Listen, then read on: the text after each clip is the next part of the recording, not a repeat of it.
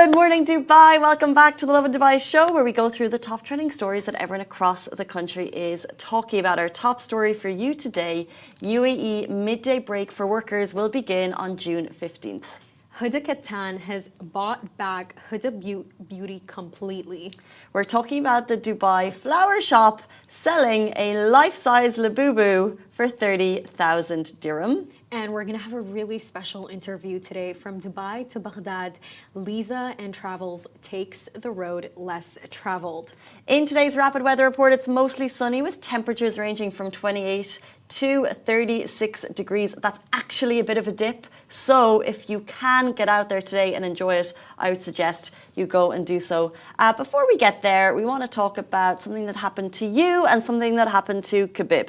Ooh, okay. So basically, before the show began, I was telling Casey about how I went to this event. No worries. I went to this event and I was just carrying the Lovin Dubai mic, and I noticed when I'm carrying that mic, people want to take a photo with me. Cool.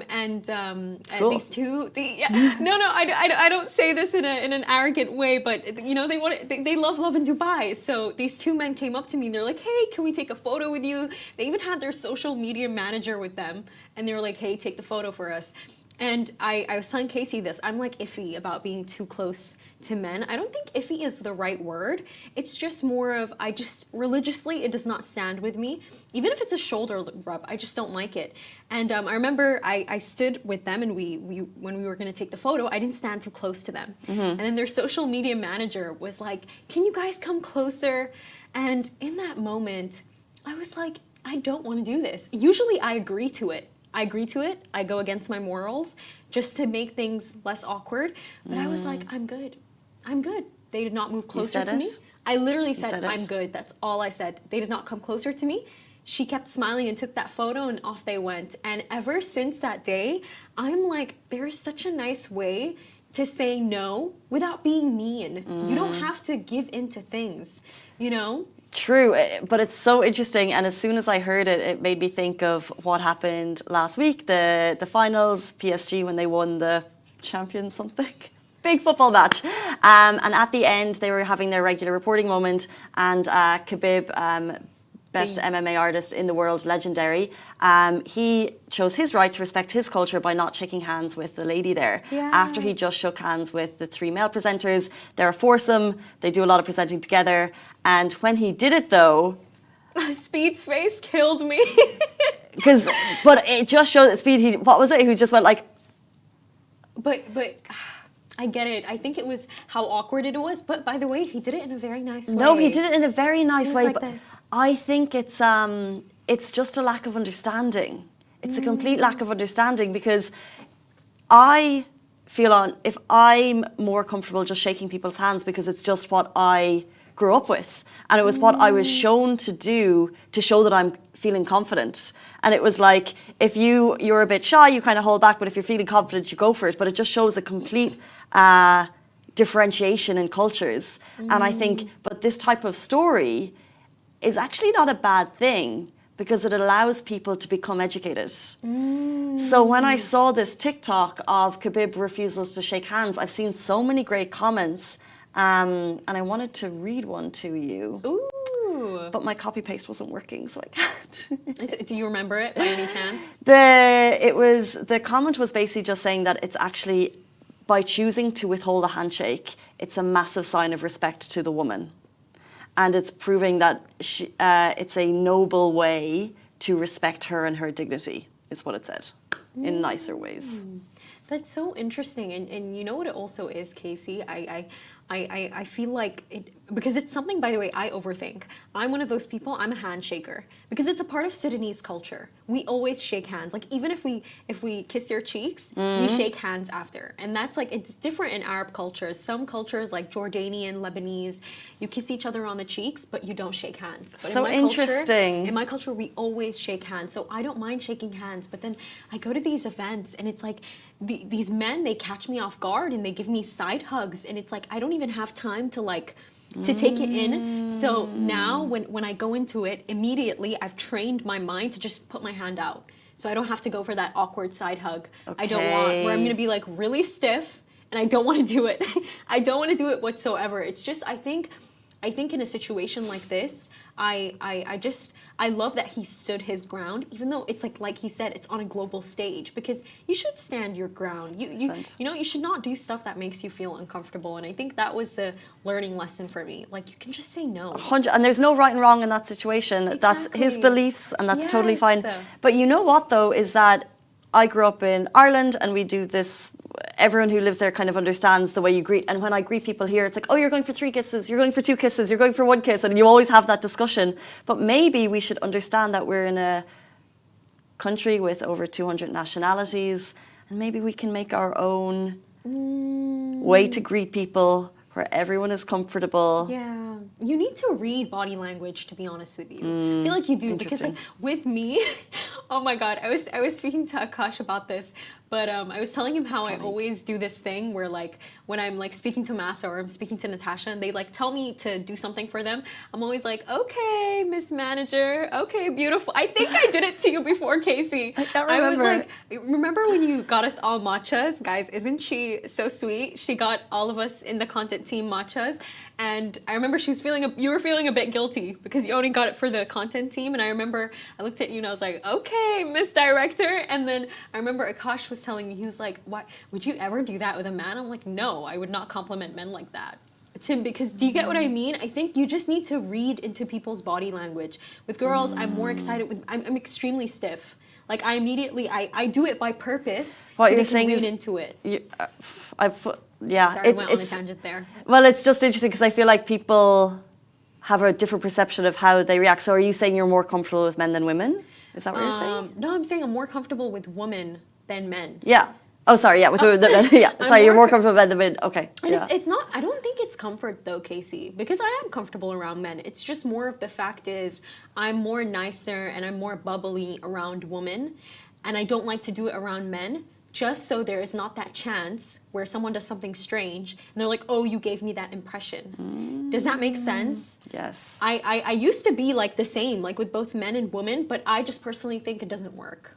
I feel like we could actually go down a long tangent on this conversation. Yes, sorry about that. But what we're actually getting is so many comments about what people think we're talking about the match that happened, but we weren't. On the live, good morning to everyone for tuning in. By the way, if you're on Instagram and you can't hear us as well, it's because we're still having technical difficulties. We're trying to get those fixed for you. But in the meantime, you can hear us on podcast after the show if you'd like to catch the full show. Let's jump in to our top story of the day. The UAE's annual midday break is back. It's beginning on June 15th. So starting June 15th until September 15th, outdoor work will be prohibited from 12:30 to 3 p.m. And that's according to the Ministry of Human Resources and Emiratization. Now, in its 21st year, the rule basically aims to protect workers during the hottest part of the day. Employers must provide shaded rest areas with cooling equipment, drinking water, and first aid kits. Violations, if this is not met, come with really serious fines, 5,000 dirhams per worker, up to 15,000 dirhams if multiple workers are involved. Now, some certain essential work is exempt, so laying asphalt, pouring concrete, or emergency repairs to utilities and traffic systems.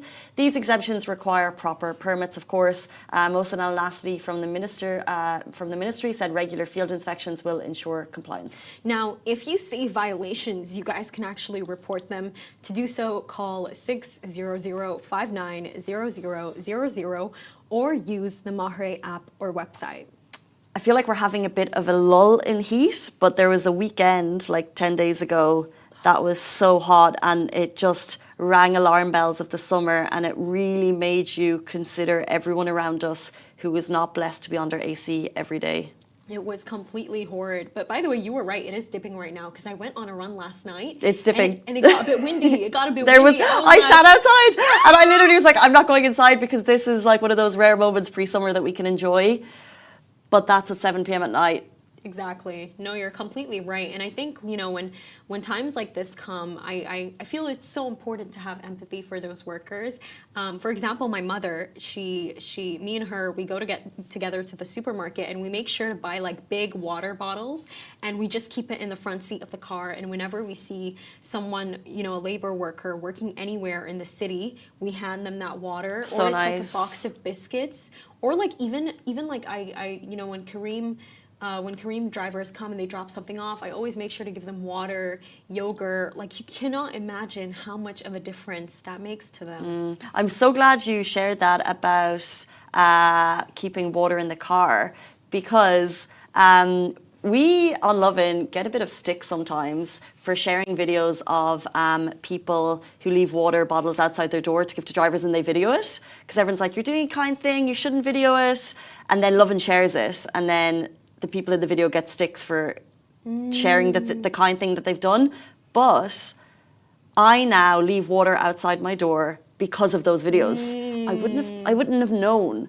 I wouldn't have thought to leave water in my car. And I was thinking, like, what about labor workers? What about people, maybe not construction workers, but also people cleaning the roads we see so often, gardeners outside? How can you help those people? And like you said, just like maybe having some water in the car would be a nice way to do it. And even it's just a kind gesture. It is, and like Casey, it shows you see people. Exactly, and like even what you said, Casey, like you not leaving water outside. If you didn't see that example, I think that as a community, you lead by example. It's like sometimes it's not even that people aren't nice or anything. It's just that the idea does not come into your mind immediately. So when you see other people doing it, it's like immediately it's like, okay, that's something that I can do. I think with social media, by the way, you can tell. It's like a fine line when someone is posting something to be like, oh, I'm such a great person. I'm for the community. I agree. Or it's just when it's like them showing an example of something nice you can do. Because 100% when I agree. they're constantly filming it, that's their main branding.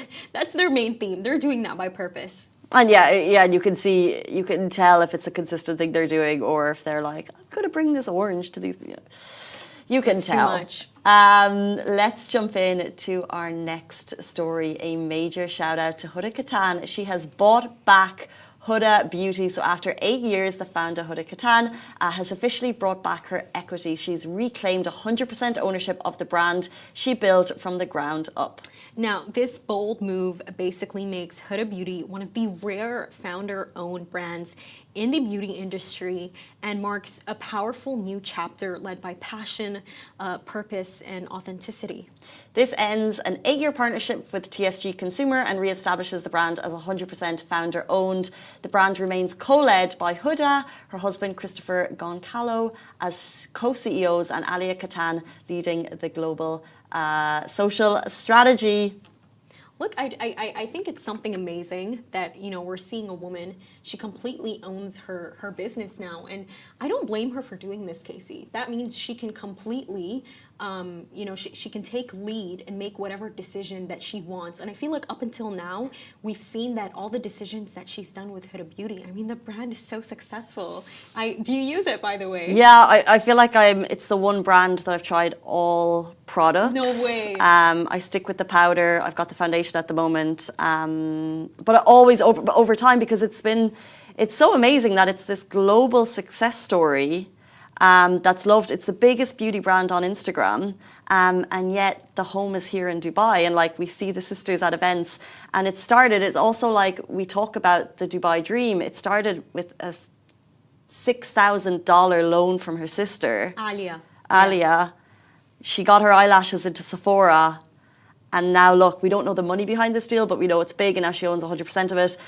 The dream is possible here. It really is, and it's the fact that also her parents, they're Iraqi immigrants, and they actually grew up in America and Oklahoma specifically. So I think for me, it's the fact that they managed to make a product that not only the people here in Dubai, in the Middle East love, but also in the entire world. I think it's not common to go to the States and hear the name of like Middle Eastern makeup artists that are completely famous, and the fact that she's done that and is the most famous, I think, is what stands out for me. But by the way, with TSG, when they actually bought the stake in, I believe it was 2017, when they bought it in Huda Beauty, Casey, it actually valued the company at $1.2 billion, according to Forbes. So I think they came in at the perfect time. You know, the company became a unicorn, but now look at it. You know, they don't need them anymore. I think that's the point that we're seeing here. Interesting on those numbers. I wonder what it's worth to date. I love that it's with her husband and her sisters. Right. And like, you know that the dad is involved in like all decisions, and obviously Kelly's not part of it anymore, but like, you'd love to get a proper, they did the Facebook docuseries before, but like a proper fly on the wall of how everything works. Yeah. But like, how amazing to be working with your family at that level. I hope they're hearing this right now. Do you believe in family businesses, Casey? Well, I work with my brother, so... Yeah, that's a good point. I work with my brother very closely, and 100%. Oh, wow. Because you have there's that thing that says you shouldn't go into family, but you see here, this is a country of family businesses, and there's always that trust level there that I would rather work with family than with friends. Business partners work too. I think it totally depends on the people. 100% depends on the people. You'll have success stories either way, and you'll have false stories either way. But yeah, I do. That's true. What do you think? I don't believe in family businesses. I really, because it's like, to be honest with you, like say my sister was like either the founder or CEO, and she does something I don't like. Mom, come here right now. You need to see what she did to me. She did not give me that promotion. But like, that's why the people. That's why the people matter. I would immediately involve my mother. Like, nope, you're not. Why in this story are you assuming that she's giving you the promotion? It's because it's like either way, I know that either her or me, if we get into a squabble, either she didn't give me the promotion or I didn't give her the promotion, our mom is being called. Yeah, I'll give you a tip there. Mom, I love you. Never involve the mom. Really? Yeah, you can't involve the mom because the mom makes it emotional, and you have to keep the emotions out of it. So don't involve the mom. Okay. Mom, I love you, but she knows she can't be involved because she'll wave the flag for everyone, you know. And no matter what the story is, like, she loves all of us, so she just has to stay out of those mothers conversations. Have favorites. I truly think they have favorites, but I think it depends on the day of the week in my house. Oh, okay. I get what you mean. I get what you mean with that. Does your mom have a clear favorite? It's to be honest with you, I would say my brother. I would say my brother, but I think it's because he's special needs. So in her mind, I think it's like he needs extra love. And to be honest with you, like I'm totally okay with that. But yeah. I do think she has a favorite. She says it herself. And I'm okay with it, to be honest with you. I really am, because in my head, like in the end of the day, they're your mom or dad and they love you. I don't think it makes a difference. You know what it is? I don't think that it's love for the person. I think it's for a certain skill or like your nature. Does that make sense? Like they love different things in like 100%. Different kids. You get what I mean? I agree. I wonder who's the favourite in the Kattan household. Let's jump into our final story of the day, the most Dubai story you'll ever hear. A viral collectible is getting the luxury treatment in Dubai. A local flower shop is selling a life-size Labubu for nearly 30,000 dirham. Guys, that's like $8,000. So the 1.3 meter tall figure is made entirely from 1,600 pink roses, and it's being sold by flower.ae, and it's already catching the attention of so many collectors and social media influencers. In case you've been living under a rock without access to any internet for the last couple of weeks, Labubu figures are known for their ugly cute charm. They usually retail, you can get them here for 79 dirham at the lowest, but people are charging more for them if you get them anywhere else. They're especially popular among Gen Z and often sold in blind boxes. Right now, they're being sold in Kareem, Noon Minutes and Talabat for 290 dirhams. That's what I'm saying. With the global demand skyrocketing and limited availability, Labubu has now become a collector's dream, often reselling far more than the retail price. And now with Dubai's floral spin on the character, this luxury version might be one of the rarest and priciest Labubu displays we've ever seen. Casey, I have a question for you. Would you want your husband to gift you this Labubu flower-sized figure, or would you want a trip? I just got to preface this by saying I love flowers.ie. My fiance Dale knows that I'm happy to accept flowers from flowers.ie at any point. I would not accept this Labubu. I think it's too much money. I'd rather it goes on to a ring on my finger or something else. Yes. Maybe like in my 35-year head, like savings for a house. It's too much for something that won't last forever. Way too much. And I don't think that people are honestly buying this. I refuse to believe it. 30,000 dirhams. And to be honest with you, I'd be creeped out. I'd be creeped out. A life-size Labubu figure looking at me while I'm like drinking my coffee. And like, how do you even water these flowers? Like, and Casey, when they die, imagine how that Labubu is gonna look when all of these flowers die. That would creep. Like, just give me the 30K. Is it a genius? I saw the video on Smashy Business where Ward is journalist. Where was the video taken? It looked like. The video? I think it was like in the store or something. It was in the store? Yeah, but not a mall or something. I feel like it needs to be at least appreciated for now. It's just a genius marketing technique. Like, we would never have spoken about flowers.ie for this purpose unless they were involved in this story. So true. So, well done, guys. And the video did really well, by the way. I think it got like 50K views. So you know that people are tuning in. And it's just, I saw some influencers were gifted it, maybe by flower.ae. But honestly, it's smart because I checked flower.ae and their flowers are beautiful. They are. So if you're looking to gift someone coming up to the Eid break, you know where to go. Guys, we're going to take a very short break. We're very excited to have Liza joining us on the show after this short break. She's going to talk about taking the road less travelled from Dubai to Baghdad and beyond. Stay tuned.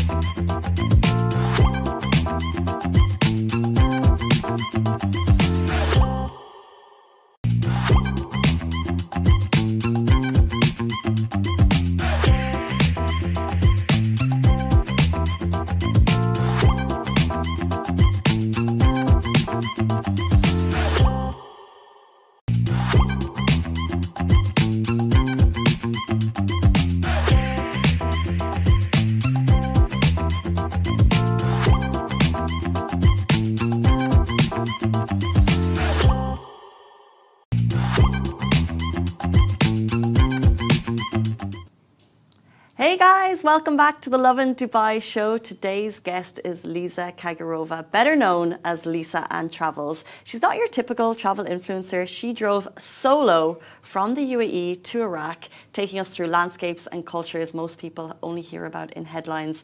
Her travels aren't just ticking off tourist spots, they're also real stories, local voices, and going where few dare to go. Welcome to the show. Thank you. Hi to everyone.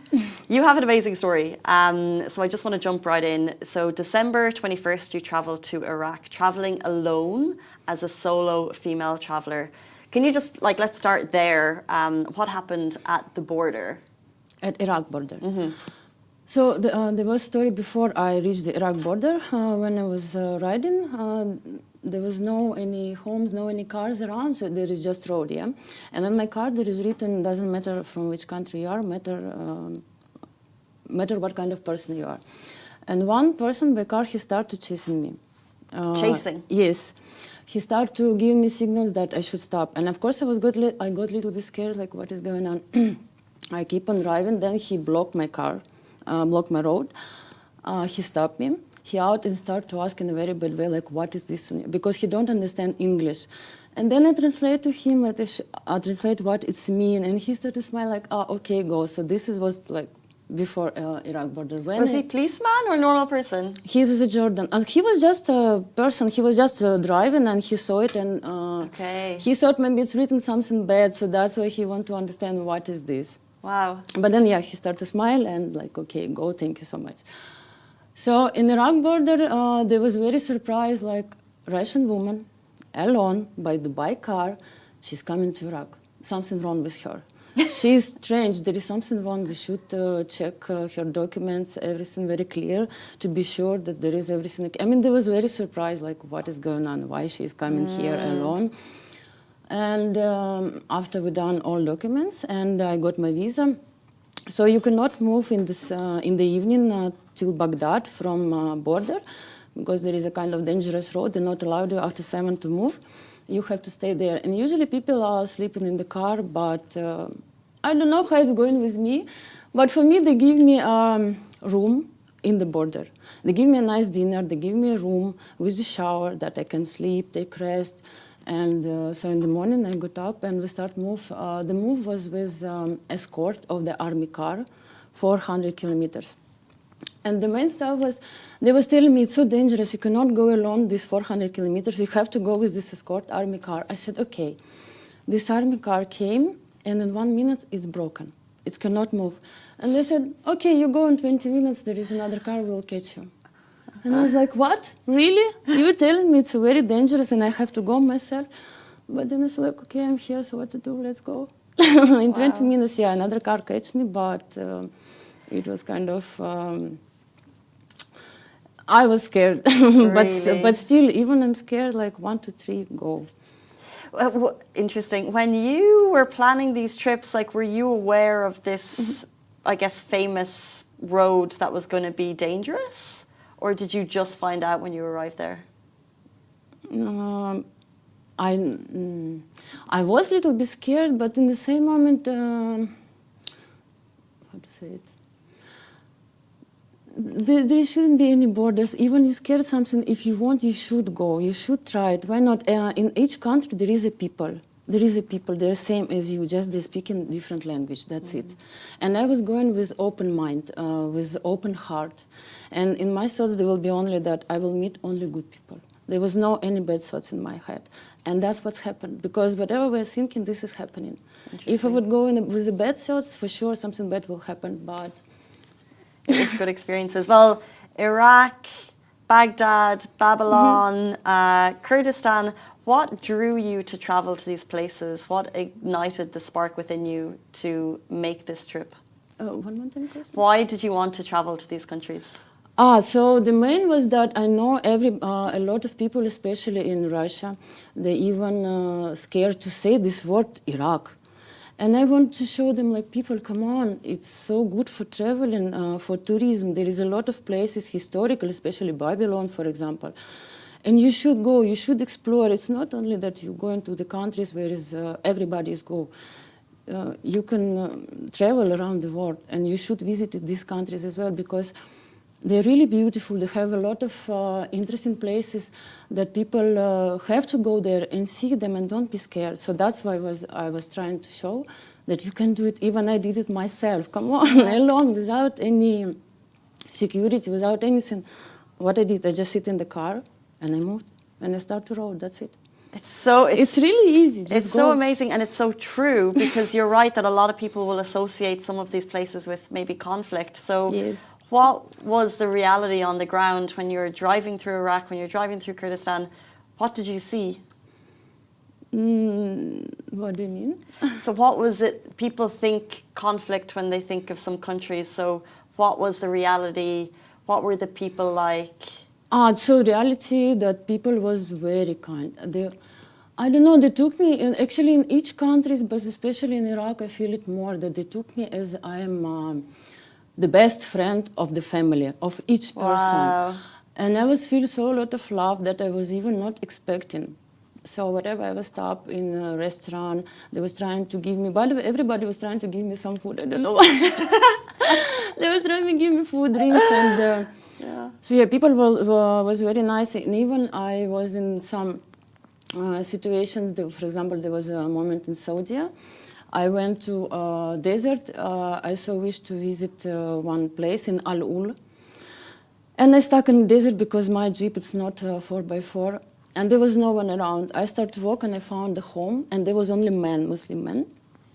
I explained them the situation. They said, Wallah, Habibi, no problem. 5 seconds, they moved out my car. They showed me the places because I was not able to find it myself, which I want. So everywhere people took me like this, and they helped me a lot in a lot of situations. So amazing. If I'm going on a holiday, I use booking.com. I plan my first hotel and then my second Airbnb and then maybe guest house. What kind of preparation for your accommodation did you do, and what kind of places did you stay in? Actually, I decided to go in 1 week. In 1 week, I bought car. In 1 week, I get ready my car. I changed the color because I decided that I love red color. It cannot be a gray, it should be a red color. So I done everything in 1 week. I just checked internet, okay, what can do in this country, what I can do in this country. That's what I'm usually doing. And like, okay, I got my carnet de passage, okay, let's go. Everything will come on the spot. It was not like I prepare every day, okay, this minute I will do this minute I will do that. No, at all. I understood what I will do, but then usually the most something interesting happening in situation when you not plan at all, when you not plan a lot. Interesting. You know, I think in the last few years, solo travel is becoming more romanticized, especially for, you know, we grew up and you go and travel solo, but now people think it's like a beautiful journey to take. So I wonder, does it get lonely?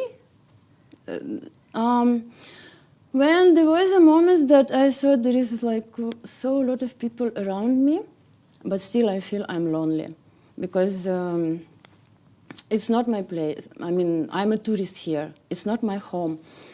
But then it was just, yes, it was, but it was few times. Then I thought to myself, like, come on, you are traveling by car through these beautiful, nice countries. Just relax, just enjoy this moment, because this moment will never come again. Even if I will again go to Iraq, I will not feel the same that I felt first time when I came here. So that's why you have to really enjoy it right now. And don't put yourself in that, oh, I'm so lonely, I'm alone here. And by the way, there was my dog with me as well. Ah, you're Yorkie? Yes, Jolana. How do you bring Jolana to every country? So about Jolana, there was a situation that I dropped her by airplane to Turkey. Okay. Because it would be very difficult about documents for her to brought her through all these countries like Saudi, Jordan, Iraq, about the documents exactly. That's why by airplane I brought her to Turkey, and already from Turkey I picked her and we start to road to Bulgaria, Romania.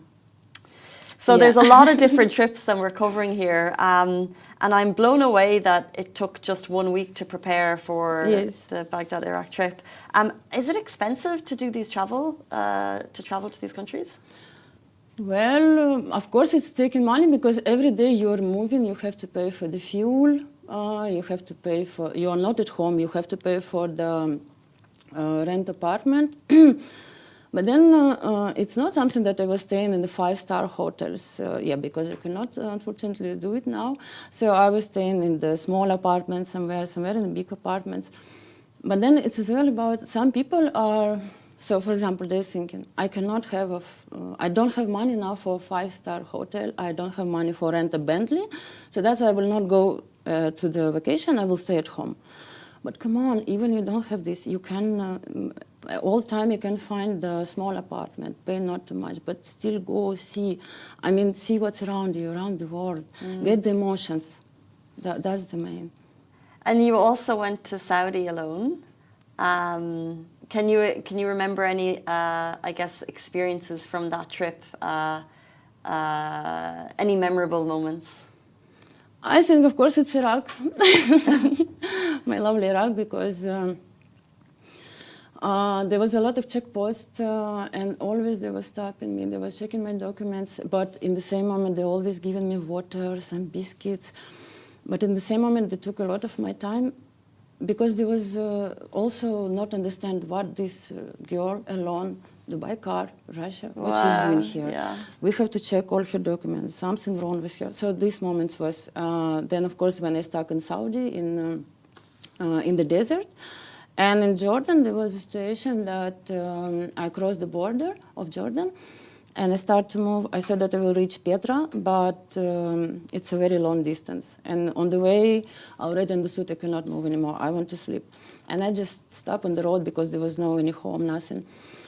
And when I woke up, I saw there was a police car in front of me. So then I out from the car, I talked to them. They said that actually they was driving, they saw my car, they stopped and decided they will take care about my dream. Wow. Your passion to see the world and different cultures is so beautiful. Yes. When have you always had this passion, or when did it really kind of I become think something you always. wanted to do? Always. So from a child, I born in the city which border with China. So somehow, What city? It's Russia. It's named Lesozavodsk. So in this border with China, and I think from my childhood I was thinking like I should go to another country. There is border, but not for me. Maybe it's from there coming. And what does your family think of your explorations? My family got to know that I went all this trip only after I back to Dubai. My mama still don't know. Mama, I'm so sorry, but of course she already know that I can do whatever. She already ready for everything. But still, this would be too much for her. That's why we're not saying to her. And my family, my brother, and they got to know only after I back. Wow. I was chatting with them every day, but I was saying I'm at Dubai, all good, working. And they live still at home? Yes, in Russia. Yes. Okay, so, and you just think that maybe your mom would be scared, so it's easier not to tell? Yes, it's better to not say to her. But maybe after some time still, maybe I will show her and translate this video. Yes, sure, I think. this interview. Yes. This is the moment. Yes. Well, for your mom, maybe she would like to know if someone wants to do a solo trip like this, if they see this video and they're inspired by your passion to see unique places that we don't see on Instagram, what kind of advice would you give them? What kind of preparation should they make? Preparation for the trip. What kind of advice do you think a female solo traveler should take before going somewhere? First, remove any borders from your head. There is no geographic borders. There is no borders. Shouldn't be in the head. It's the first moment. Second, don't make preparation very long, because some people thinking, okay, I should buy this, I should do this, do this, do this. Okay, and then this keep on going for the rest of the life, and he never will go somewhere. He or she. What I did, I just changed the color of the car. I was not doing anything with the car else. I was not putting any table, any stove or whatever. Just sit and move. So if you want to do something, just start to do it right now. Don't wait that, okay, I will finish that, I will finish this. Just start your journey. Of course, you should read before about documents that you need, like, for example, carnet de passage. And of course, check at least the most beautiful places that you should visit. But still, when you will come to the country, you will speak to people, local people, and they will be the best advisors to say, oh, you know, there is this place. By the way, tourists usually not go there, so go there. Or there is that place. Or there is this beautiful sport. So that's how it's going as well. Live in the moment and speak to the locals. Like, I love it so much. I love your passion for traveling. I really do. Before you leave us, what's next? So next, it's actually Kilimanjaro. Cool. Yes, but then I also would love to still climb Everest. I done Everest base camp, but I want Everest. And Antarctica, of course. As well. If people watching, if they're inspired by your journey and they'd like to speak to you, they have questions, how can they find you?